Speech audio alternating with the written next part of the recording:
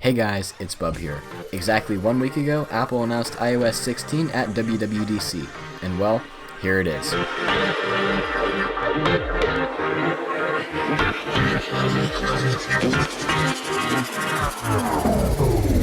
While iOS 16 is not as big of an update as iOS 14 was, it is still a relatively big update. But of course, we have to talk about dropped support first.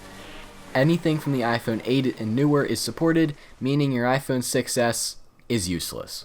Arguably the biggest change in iOS 16 is the lock screen. The ability to customize your lock screen is something that iOS users have been asking for years. To edit your lock screen, hold on the lock screen, and here you'll be able to select from your already pre-made lock screens, or you'll be able to click Add New, where you have a chance to add a new wallpaper. And once you find your wallpaper that you want to use, you can go ahead and add things like widgets, change the font color and the font text of the time and date. And this is really cool. So here we can see we're just customizing our lock screen. You can pick any font, any color that Apple provides, and widgets. One thing that Apple has said is that widget kits has been opened to the lock screen, so developers will be able to add their own widgets to the lock screen when they make them. For now, it's exclusive to Apple, but that's it. We've just made a custom home screen. You'll also notice that our notifications are at the bottom for focus reasons, I think.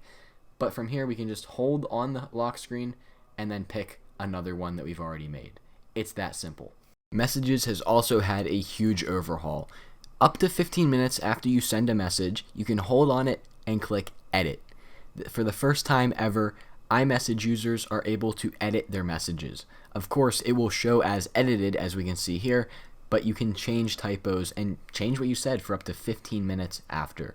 Also, for up to 15 minutes after, you can undo a send, which means that message will just completely go away, which is really cool. You're also supposed to be able to mark messages as unread, which I can't figure out how to do, but you can also recover deleted messages in the recently deleted sections. SharePlay is also a feature that has been integrated in iMessage, but again, I can't find that. Maybe it's because it's just the beta 1, I'm not sure. Now, I don't know one person that uses Mail on iPhone, the default Mail app, but there are changes here that I'll go over now. It'll notify you if you forget to add a recipient or an attachment to an email. How this works, I'm assuming it's based off AI, I'm not entirely sure. You also have the ability to schedule an email send, which is something that I personally use in Gmail all the time. You also have Remind Me, which will remind you to reply to an email or reply to a thread after a certain amount of time if you don't want to deal with it at that moment. And you can also undo a send for a certain amount of time after you send it. So similar to Gmail, and when you send an email, you get the option to undo. It puts that email in a queue, and then that's it. Safari has also seen some pretty major improvements. You can now share tab groups and have a start page for a specific tab group. I believe tab groups were added in iOS 15. I'm not entirely sure. There are also web extension APIs, which allows for developers to create extensions for Safari on iOS, which is something that Chrome has for PC, but I'm not sure if it has it for iOS or not. And web page image translation has been added, so you're able to translate web page images.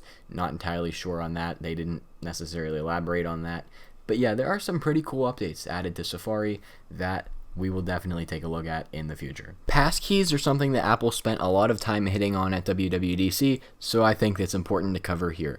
Passkeys are designed to replace your passwords with an easier and safer sign-in method. Passkeys never leave your device. They're not stored on a web server. They're not stored anywhere except your own phone, which makes them harder to get on website leaks and phishing attacks. You can also use passkeys on non-Apple devices, which is extremely cool. As always, Siri has seen some more improvements, such as the ability to run shortcuts with Siri as soon as you download an app with no prior setup. Siri can now automatically send messages without having the confirmation message, which you have to enable in settings before you actually use it. You can now say, "Hey Siri, what can I do here?" And it will tell you different Siri commands that you can run on that certain page. So on the home screen, saying, "Hey Siri, what can I do here?" will just talk to Siri, standard things like that.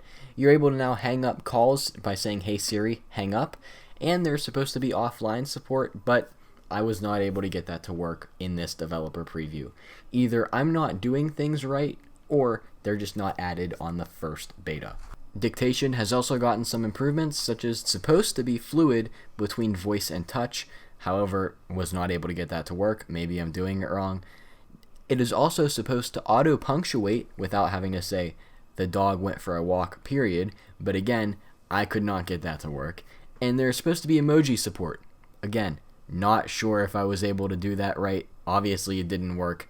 Maybe I'm saying the wrong things. I don't know. Apple has introduced Apple Pay Later, which will let you buy something while you're at the store, but then it'll let you pay over, I'd say, 24 months on that item, which honestly just sounds like the Apple Card. When an app requests an ID card, the ID card will only share required info, like if you're over 21, and not your full birthday. And finally, FaceTime. You can now hand off calls from your iPhone and hand them off to your Mac or your iPad. Collaboration in Files and Keynote are supposed to be added. Haven't been able to figure that out. And there's also supposed to be live captions of what the other person is saying. And that was my quick overview of iOS 16. This video is meant to highlight some of my favorite features in this release, and these are not all of the new features. With that being said, if you like this video, make sure to subscribe, and I'll see you all in the next one.